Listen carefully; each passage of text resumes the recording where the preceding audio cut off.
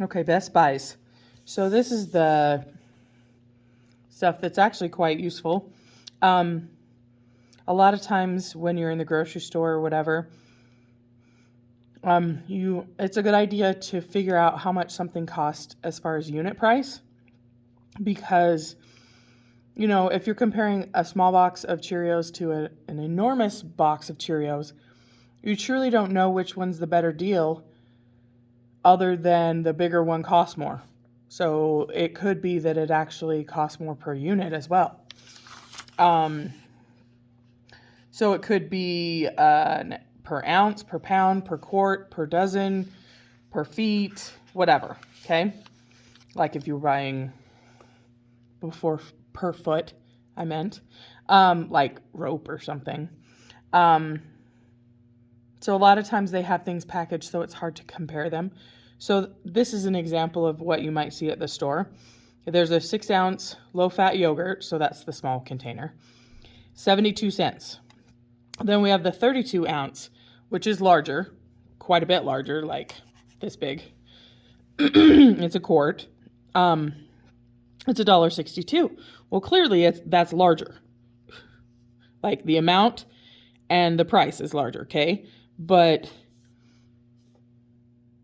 it's hard to compare until you basically divide the cost by the size.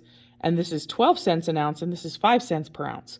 Well, if you're using it, say, for a recipe or something, and that's the only time you'll ever use it, get this one. It's going to be cheaper. Because if you get this one and only use it for that one recipe, you're going to waste all the rest of the yogurt, and so it doesn't make any sense to buy it. But if you're consistently consuming something, and it's something you buy over and over and over again, this is like less than half the price of this one. Okay. Okay, so then we've got a lot of examples. So we have toothpaste that's 6-ounce tube for $1.99. Then we have a different one that's $1.28, but it's 4.6 ounces. Which one costs more and by how much? So, excuse me. So we'll take the amount divided by the 6 ounces and the $1.28 divided by the 4.6 ounces. So $1.99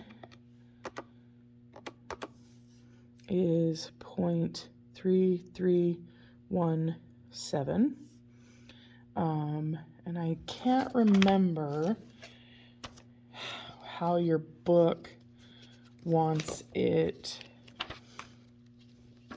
rounded. Let me look. For the most part.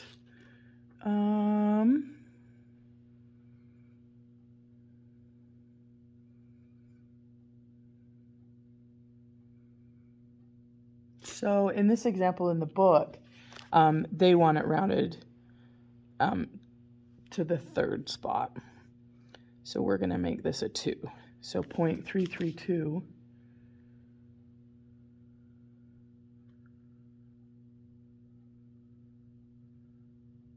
Okay. So we're going to ignore the 7. And then this one, $1.28 divided by 4.6 equals 0.278. So this one's cheaper, the G-Lo. Okay, and by how much? So we're going to subtract those two. So 0.332 subtract 0.278. So if you really wanted to look at that, it's approximately 5.4 cents cheaper.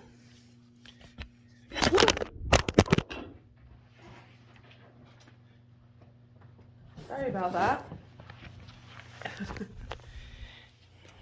That's no fun. Okay, so so 5.4 cents less an ounce. So if it was an entire package, sorry for the mess, I would say, not that big of a deal. But if you especially if you have a large family and go through a lot of toothpaste, that can make a big difference. Okay. All right. So then we have a store that sells an 18-ounce box of Corn Flakes for $3.29 and a 24-ounce box of Corn Flakes for $3.99. Okay.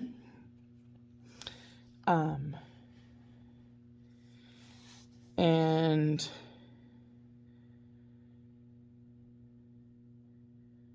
sorry. Okay, so we'll go 329 divided by the 18 ounces, and we'll do the 399 divided by the 24 ounces.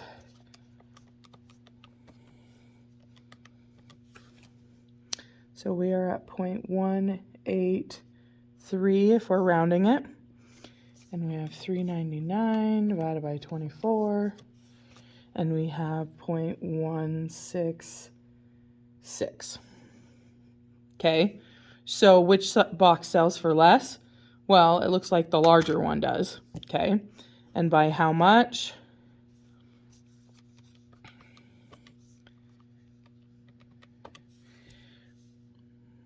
.017, which is 1.7 cents. Okay. All right, so then calculating savings. Okay, so sometimes when you buy things, if you buy it in bulk, as far as like if you get pictures done, say at Walgreens or something, if you order 1 to 10, there's a price, and then if you order more than 10, they give you a little bit cheaper price, okay?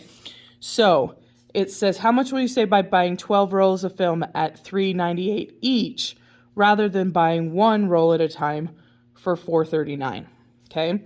So basically, we just need to figure out how much 12 rolls of this costs and 12 rolls of that cost. So we're going to do $3.98 times 12 and then $4.39 times 12. Okay. And you don't have to do it this way. You could have just subtracted them and then multiplied it by 12. So $47.76 for 12 rolls and $4.39 times 12.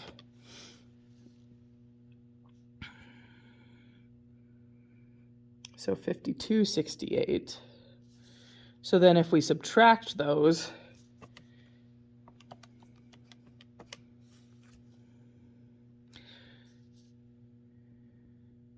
and in things like this, the assumption is that you're going to use those things. Because if you buy 12 rolls of film and you only use one, you wasted a lot of money. Okay? So you have to keep that in mind. Are you actually going to use them? All right.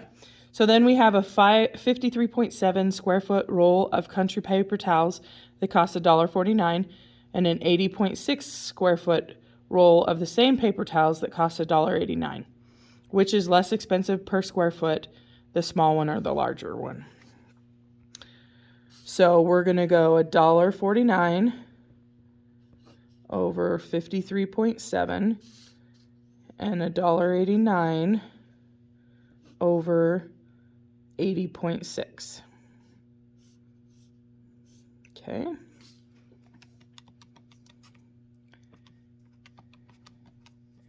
So this one is 0.028 and this one is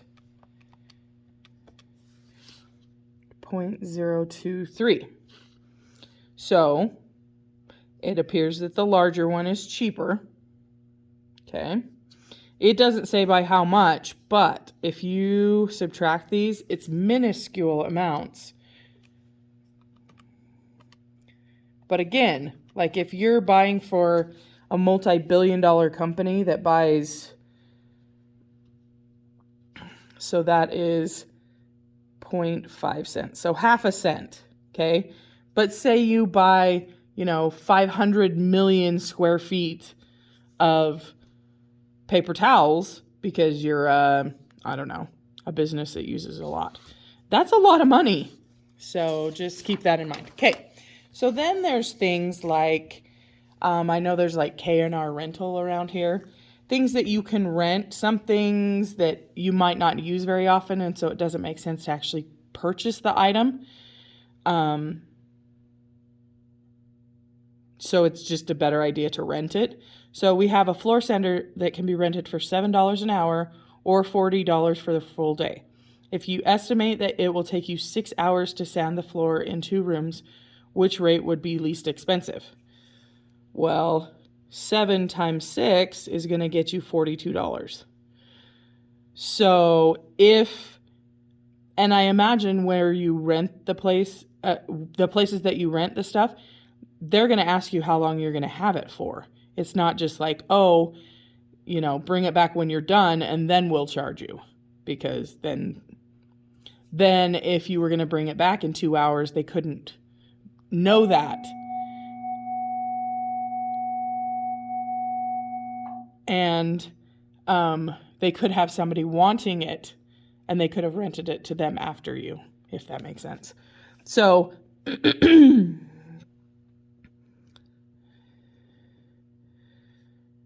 it just makes more sense to do all day. Because what if you estimate and you're wrong, then it could cost you more. So it's a better idea to just rent it for all day. All right.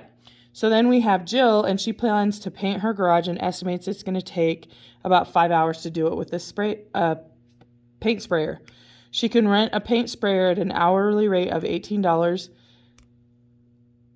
At a half day, which is they consider 8 hours, of a rate of $56, or a full day, 24 hours rate of $80, which is the least expensive. So hourly, if she's going to do 5 hours, so 18 times 5, well, that's a lot. 18 times 5 is $90. So we're already over the 24-hour rate. Okay. So this is the hourly one. And then we've got 56 for half day. And then $90 or $80.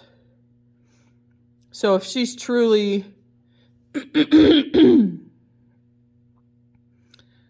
24 hours.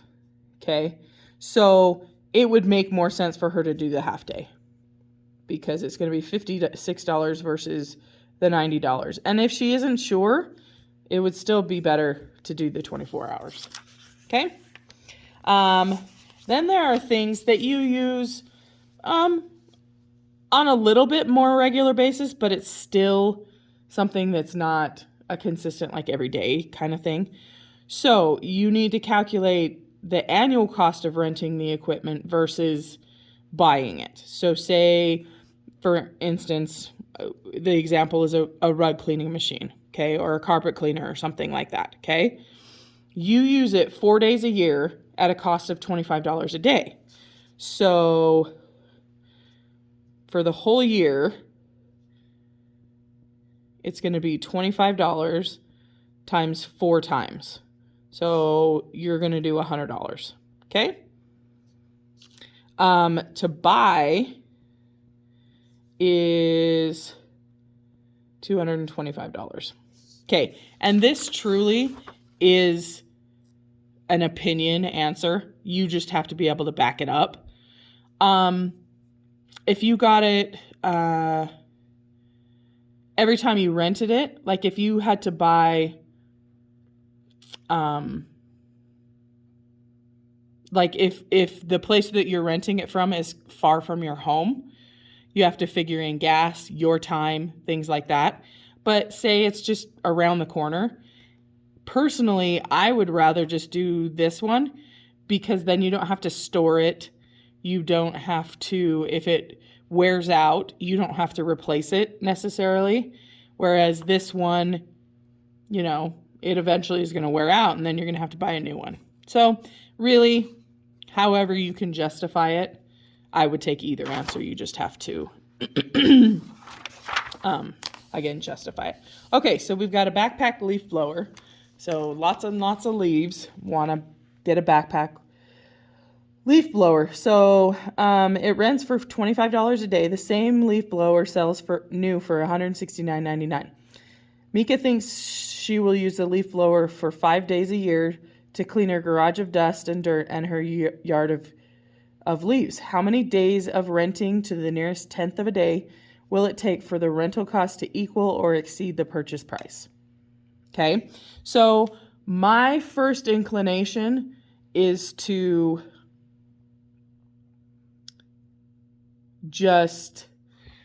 so I always think of an algebraic thing because I'm an algebra teacher too.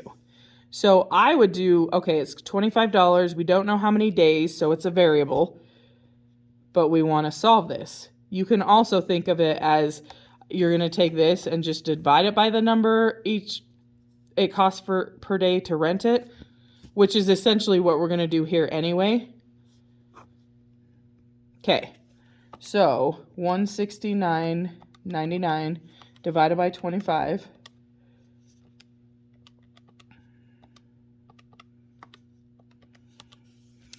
So 6.7996. So it says to the nearest tenth. So this is the 10th. So 6.8 days.